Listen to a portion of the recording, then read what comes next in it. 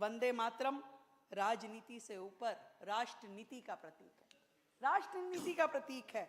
दुर्भाग्य है कि कुछ लोग इसमें राष्ट्र गीत और राष्ट्र भाव को राजनीतिक चश्मे से देखते हैं, राजनीतिक चश्मे से देखते हैं, जबकि इसका एक एक शब्द जो इस गीत का है वो केवल और केवल भारत माता का गुणगान कर रहा है। भारत की नदियां, पहाड़, खेतों का वर्णन करते हैं, देश की समृद्धि का उद्घोष करते हैं। और भारत की भूमि ना केवल अन्न उगाती है बल्कि संस्कार पैदा करती है, केवल फसल नहीं देती, संस्कृति देती है। पर अफसोस कुछ लोगों को भारत में केवल गरीबी, समस्या, जात पात यही दिखता है, केवल यही दिखता है। वो चूकते नहीं है कभी भारत की बुराई करने में, विदेशों के मंच पे जा जा करके बोलते हैं। बड़ी अफसोस की बात है। एक लाइन बड़ी प्यारी इसमें है, सप्त कोटि कंठ कल कल निनाद करा ले। ये पंक्ति करोड़ों भारतीयों की सामूहिक आवाज है, करोड़ों भारतीयों की भारत माता का जय घोष है। मैं आज इस सदन से पूछना चाहती हूं कि कुछ मुट्ठी भर लोग जो जेएनयू जैसी घटनाएं होती हैं, क्या वो करोड़ों भारतीयों की आवाज को, उनकी भावना को चुनौती दे सकते हैं? नहीं दे सकते हैं, नहीं दे सकते हैं। देश पे मर मिटने की भावना रखने वाला मेरा हर युवा साथी आज ऐसे देशद्रोहियों की सजा तय करे, ऐसे देशद्रोहियों की सजा तय करे जो रहते इस धरती पे हैं पर गीत किसी और के गाते हैं, जो आतंक फैलाने वालों के हितैषी हैं। आतंक फैलाने वाले लोग उनके मित्र हैं। उन्हें तिरंगा नहीं, उन्हें लाल और हरा झंडा ही प्यारा है। ऐसे लोगों पे मुझे अफसोस है जो इस धरती पे रहते हैं और गीत किसी और के गाते हैं। एक लाइन इसमें और बहुत प्यारी है, के बाले माँ तुम्ही अबले। ये गीत स्वयं से पूछता है कि इतनी शक्तिशाली माँ को कमजोर कौन कह सकता है? हाँ, वो कह सकते हैं जो इस देश से प्यार नहीं करते, जो इस देश की माटी जिन्हें सुहाती ही नहीं है, वो जो विदेश की धरती पे जाके भारत को बदनाम करते हैं, यहाँ की संस्थाओं को, यहाँ के लोकतंत्र को, यहाँ की सामाजिक संरचना को सवाल खड़े करते हैं इसके खिलाफ।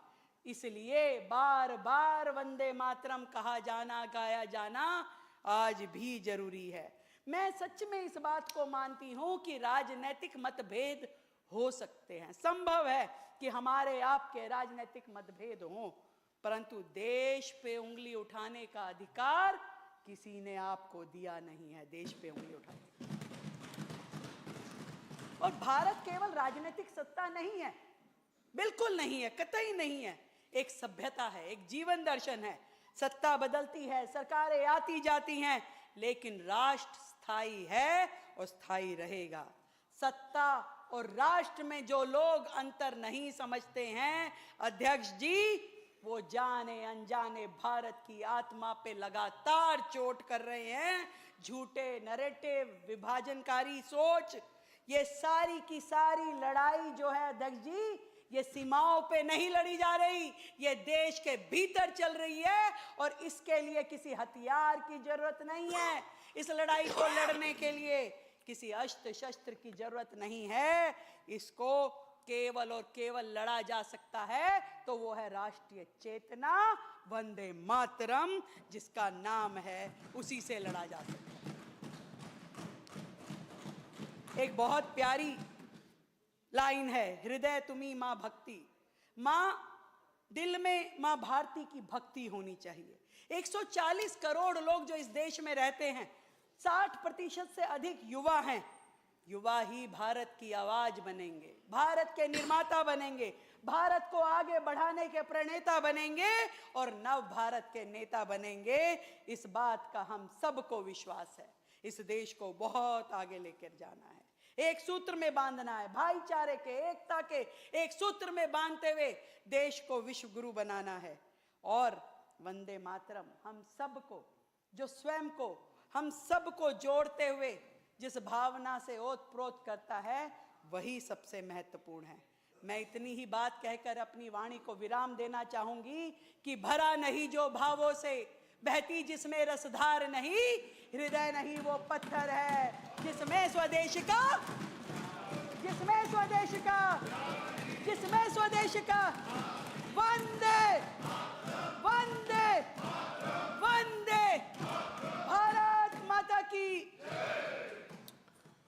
अब श्री मनजिंदर सिंह सिरसा जी, माननीय मंत्री, नियम 270 के अंतर्गत दिल्ली में पर्यावरण की वर्तमान स्थिति तथा प्रदूषण को नियंत्रित करने के लिए सरकार द्वारा उठाए जा रहे प्रमुख कदमों के संबंध में वक्तव्य देंगे।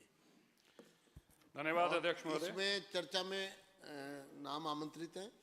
मेरे पास पक्ष और विपक्ष, ये आप गोपाल जी तय करिए। मैं आपके सहित 3 लोग को बुलवा सकता हूँ क्योंकि समय बहुत हो जाएगा। और 1 मिनट इधर भी देखता हूँ कितने नाम आए। 3, 4, 5, 6, 7, 8। तो 2 नाम आप डिसाइड कर दीजिए इसमें। हाँ जी, चलो आप कर लें, तब तक मैं बोलूं। और तीसरा नाम गोपाल जी तो हो गए ना, गोपाल जी के अलावा 2 नाम बता दो आप। तो अभी वो हम बैठे थे ना हमारे धिंगान जी, तो अगर वो आएंगे तो फिर आप कर लेना अदल बदल है। हाँ मतलब ठीक ठीक, चलिए शुरू करते हैं। धन्यवाद अध्यक्ष जी। जी। आपने मेरे को बहुत ही संवेदनशील इस मुद्दे पे बोलने का मौका दिया। मैं सबसे पहले आपको दिल्ली के प्रदूषण का इतिहास बताना चाहता हूँ। दिल्ली में प्रदूषण की बीमारी कोई आज से नहीं है, ये कब से है और इस दौरान पिछले 30-40 सालों में क्या कुछ हुआ, मैं उस सब का वर्णन आपके सामने रखना चाहता हूँ। दिल्ली की ये समस्या पोल्यूशन की 17 दिसंबर 1985 में जब पहली बार सामने आई, जब एक रिट पिटीशन के माध्यम से 13029 MC Mehta versus union of India supreme court में फाइल हुई।